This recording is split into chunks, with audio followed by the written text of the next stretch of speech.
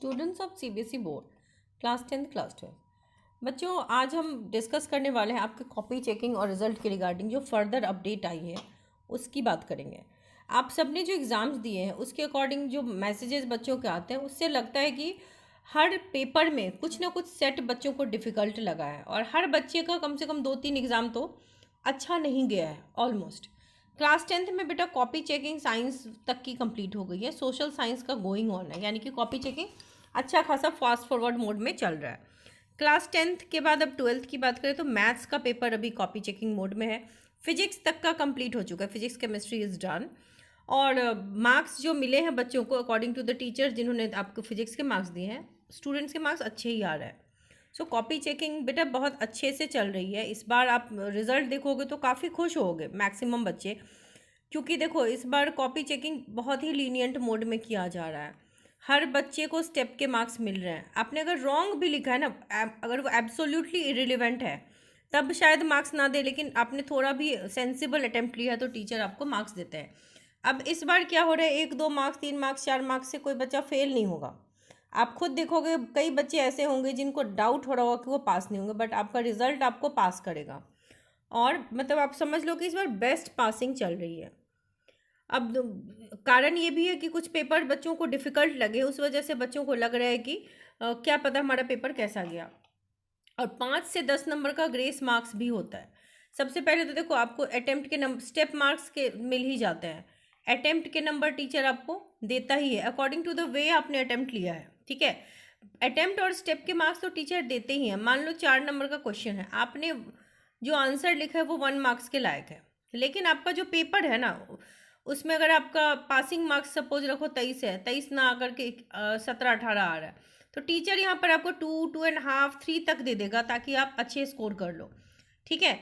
लेकिन मान लो अगर आप 70 में अगर 65 तक आपका आ रहा है तो फिर टीचर हो सकता है जस्टिफाई करके आपको 1-1.5 यहाँ पे दे।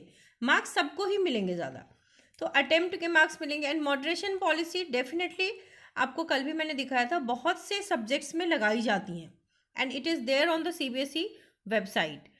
तो जिन जिन पेपर में सेट डिफ़िकल्ट था और सीबीएसई की बात कन्वे हुई है कि फलाना सेट इज़ डिफ़िकल्ट, तो फिर सीबीएसई की टीम बैठकर उसको डिसाइड करते हैं। Moderation is there.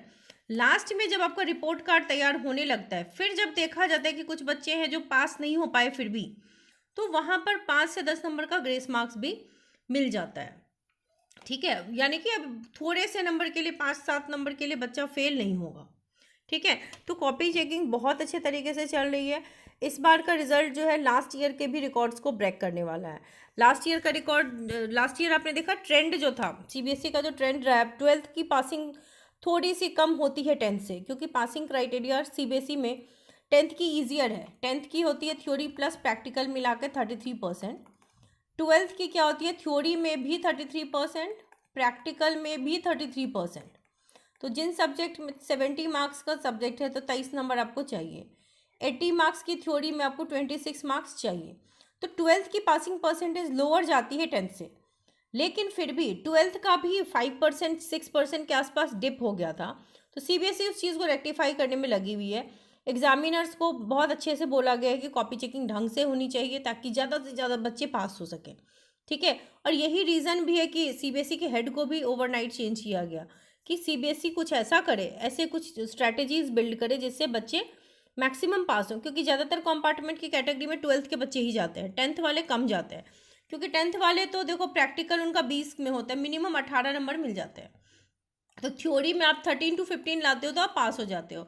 और 13-15 लाने के लिए आपने अगर मान लो 8-9 नंबर का डॉट सही बनाया और इसके अलावा आपने अटेम्प्ट्स ले लिए, तो टीचर आपको डेफिनेटली पास कर देगा। तो 8-9 नंबर लाना इतना डिफ़िकल्ट नहीं है 10th की, लेकिन 12th में it becomes difficult when paper is very difficult. और सीबीएसई ने जिस तरीके से आपके सेशन का पैटर्न चेंज किया, पैटर्न को भी डिफ़िकल्ट बनाया, सेशन में सिलेबस आया, बुक चेंज हुआ, तो काफ़ी सारी चीज़ें हुई हैं, एक्सपेरिमेंट्स आर देयर, लेकिन रिजल्ट पे चांसेस बहुत कम है कि कोई असर हो। आपके एग्जामिनेशन कंट्रोलर डॉक्टर सनियम भारद्वाज ने भी मीडिया में इंटरव्यू देकर यही कहा है कि दे आर ट्राइंग हार्ड कि ज़्यादा से ज़्यादा बच्चे पास हों। तो आप टेंशन मत लो। अब आपके कुछ कमेंट्स में देखूं, क्वेश्चन नंबर ना डाला क्या होगा। बेटा क्वेश्चन नंबर नहीं डालने से टीचर 99.9% टीचर मार्क्स दे देते हैं, ठीक है। अब ऐसा ही कोई टीचर होगा, मान लो फर्स्ट एग्जामिनर ने इरिटेट होकर आपको वहाँ मार्क्स नहीं दिए, may be that's a possibility कि भाई तुमने नहीं लिखा है। मान लो कि आप 10th के बच्चे हो, 80 में आपको 65-70 आ रहा है, तो टीचर को लग रहा है कि चलो इसको इस चीज़ की पनिशमेंट दे देते हैं, उसने नंबर काट लिया। लेकिन when it will go from first examiner to second examiner, तो कोई ना कोई तो उसको देखेगा कि सेकेंड ने भाई नंबर तुमने क्यों नहीं दिया। तो 2 से 3, 3 से 4, 4 लेवल में जो चेकिंग होगी तो कोई ना कोई आपको पकड़ लेगा, कोई ना कोई। तो there is a very rare chance कि आपको नंबर ना मिले। टीचर्स दे रहे हैं मार्क्स, क्वेश्चन नंबर गलत लिखने पे, क्वेश्चन नंबर ना लिखने पे मार्क्स मिल रहा है। ऐसा करना नहीं चाहिए, और ऑनेस्टली आपको ऐसा करना नहीं चाहिए। बट यस, जब हम एग्ज़ाम देते हैं तो हम बच्चे घबराए होते हैं, तो जब बच्चे घबराहट के मारे काफ़ी चीज़ें लोग मिस आउट कर जाते हैं, ठीक है। मैम आपने डर बहुत कम कर दिया है, बहुत बहुत थैंक यू सो मच बेटा। मेरा यही इंटेंशन होता है कि जो एग्ज़ाम दिया आपका रिजल्ट तो आएगा ही, बट एटलीस्ट एक्सेसिव प्रेशर लेकर के आप लोग डरिए मत, ठीक है। क्या यह रूल अभी जो बोर्ड हो, हाँ बेटा, पासिंग क्राइटेरिया एंड ये जो रूल्स हैं अटेम्प्ट वाले, स्टेप वाले, ये सारे रूल्स जो है वो पहले से ही हैं। मॉडरेशन पॉलिसी कई बार होता है सीबीएसई लगाता है, कई बार नहीं लगाता है। तो सीबीएसई कुछ लास्ट कुछ ईयर्स से मॉडरेशन पॉलिसी भी सीबीएसई के वेबसाइट पे है। ग्रेस मार्क्स की कोई पॉलिसी सीबीएसई दिखा के नहीं लगाता, बट वो अपना उनका इंटरनल होता है कि उतना वो दे करके पास करते हैं। सारे बच्चे पास हों, आई ऑल्सो विश कि सारे बच्चे पास हों। I am getting 23 in maths class, okay. आप 12th में हो बेटा, 23 आ रहा है आपको, 26 में तो पास है। 3 मार्क्स का जो डिफरेंस है वो तो, I have not attempted anything else, okay, you have not attempted anything else, all rest subjects are going very well, so is there any chance of passing.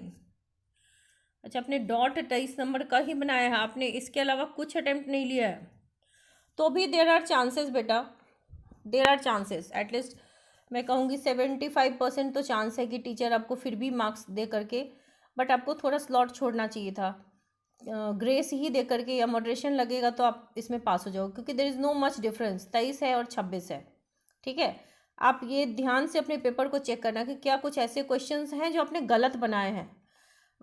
एक होता है अटेम्प्ट लेना, एक होता है आपने बनाए हैं वो गलत हैं। अगर गलत हैं, आपके कॉपी में रिटन है समथिंग, तो टीचर आपको वहाँ मार्क्स दे देंगे। आपको बहुत ज़्यादा मार्क्स की नीड नहीं है, 3 ही नंबर की नीड है, लेकिन स्लॉट छोड़ोगे तभी तो नंबर देंगे। गलत भी लिख के आओगे तो teacher would give you marks for some step. तो वो आप देख लेना कि आपने कुछ एक्स्ट्रा कुछ लिखा है जिसमें गलत लिखा है। Okay, I really want to know that I attempted all questions in math, but one question which of 5 marks I wrote wrong formula but solved at last. Will I get marks on wrong formula को teacher ज़रूर overlook करेगा। Formula का वैसे भी half marks होता है, तो अब ये टीचर पे डिपेंड करता है कि वो आपके उस गलती को स्किप कर देता है, आपको नंबर दे देता है, या फिर हाफ मार्क्स काट लेता है, ठीक है। आपका 5 मार्क्स का क्वेश्चन था, फार्मूला का ब्रेक थ्रू देखना कितना था, हाफ था या 1 था, क्योंकि 5 मार्क्स का वैसे हाफ ही होना चाहिए फार्मूला का। पर गलत फार्मूला लिखकर आपने सवाल सॉल्व कैसे कर लिया बेटा। एनीवे चांसेस तो है कि 5 में कम से कम 4, 4.5 मिल जाएगा अगर सॉल्व कर लिया तो, क्योंकि teachers are also taking it leniently. उनको भी बस ये डर है कि ब्लैक लिस्ट ना हो जाए, उन्हें भी ब्लैक लिस्ट नहीं होना। क्लास 10th का मैथ्स आउट ऑफ सिलेबस के मार्क्स में, हाँ, जब भी आउट ऑफ सिलेबस क्वेश्चन आएगा वहाँ मॉडरेशन डेफिनेटली लगेगी, और उन क्वेश्चंस के मार्क्स मिलते हैं, पूरे मिलते हैं। आपने आइदर अटेम्प्ट लिए हैं, नहीं लिए हैं, लिखे हैं, नहीं लिखे हैं। इंग्लिश में लास्ट 5 मार्क्स के क्वेश्चन में टाइम नहीं मिला, ओके, 3-4 लाइन ही लिख पाए हैं, बाकी पेपर बहुत रेलेवेंट एंड एक्यूरेट लिखा है। वोकेबलरी, ओके, तो बेटा देखो इंग्लिश है, 5 नंबर में आपने अगर सिर्फ 3 to 4 लाइन लिखे हैं तो टीचर आपको मैक्सिमम यहाँ पे 2 मार्क्स दे सकता है, उससे ज़्यादा तो नहीं दे सकता, है ना। मैं तो, but overall if you have written paper properly तो आपके ओवरऑल मार्क्स इंग्लिश में अच्छे ही आएंगे। इंग्लिश में ज़्यादातर बच्चों को प्रॉब्लम नहीं होती, लैंग्वेज में इस तरह की दिक्कत बच्चों को नहीं आती, या फिजिकल एजुकेशन टाइप्स पेपर में बच्चे पास हो जाते बहुत अच्छे मार्क्स से। मैं तो पास हूँ, पर मैं अच्छे नंबर से। बेटा देखो, हर बच्चा आपके प्री बोर्ड में अगर आपके 70% आए हैं तो आप रख लो ऑन एन एवरेज 80% आपके बोर्ड्स में आएंगे। जिनके 80 आए हैं ऑन एन एवरेज जो है वो 90 लाएंगे, 90 वाले ऑलमोस्ट 95 तक लेके आ जाते हैं। ऐसा मैंने कई खुद, इट्स माय पर्सनल एक्सपीरियंस, मैंने कई ऐसे बच्चे पढ़ाए हैं जिनको लेकर मेरी एक्सपेक्टेशन थी कि ये स्टूडेंट तो 70-75 के अराउंड ही जाएगा या किसी न किसी पेपर में क्लियर नहीं कर पाएगा। बट मतलब मेरे लिए भी शॉकिंग था कि ऐसे कई बच्चे जो 86 प्लस लेके आए, या ऐसे बच्चे जो लग रहा था 85-86 लाएंगे, उनका 95-96 आ गया। तो बच्चों के लिए भी ये सरप्राइज़ होता है और हम भी सरप्राइज होते हैं देख करके कि इतना मार्जिनली डिफरेंट उनका रिजल्ट है। परफॉर्मेंस देखकर, पेपर देखकर, क्या लिखा था वो देखकर ऐसा लगता है, बट 10% के अराउंड मिलता है ज़्यादा। तो आप अपने प्री बोर्ड के जो परसेंटेज हों उससे 10% अपना ज़्यादा रखिए। शायद ही कोई बच्चा होगा जिसको प्री बोर्ड से कुछ परसेंटेज घट जाता है। प्री बोर्ड से कम उन्हीं बच्चों को आता है जो प्री बोर्ड में चीटिंग वगैरह करके लिख लेते हैं। अदरवाइज अगर आपने लिखा है, यूजुअली प्री बोर्ड में मार्क्स काटे जाते हैं। तो आप अपनी एनालिसिस उस तरीके से कर सकते हैं, अच्छे नंबर ही आएंगे। और आप सभी कमेंट करके बताओगे कि एक्सपेक्टेशन से बहुत अच्छे नंबर आए। इवन लास्ट ईयर भी मुझे काफ़ी बच्चों के मैसेज आए कि एक्सपेक्टेशन से बियॉन्ड उनके मार्क्स आए। उन्हीं बच्चों को दुख था जिनका कंपार्टमेंट आ गया। और लास्ट ईयर बहुत से बच्चों ने पेपर ब्लैंक छोड़ी थी। मैं क्लास 10th में हूँ और मेरे एसएसटी और मैथ्स में थ्योरी और इंटरनल को मिलाकर 30.5 और 29 के आसपास आ रहे हैं। ओके, तो बेटा आपको तो कोई टेंशन नहीं होनी चाहिए। ग्रेस मार्क्स तो ऐसे में नहीं मिलता बेटा। ग्रेस मार्क्स क्यों मिलते हैं? जो बच्चा पास नहीं हो पा रहा उसको पास कराने के लिए।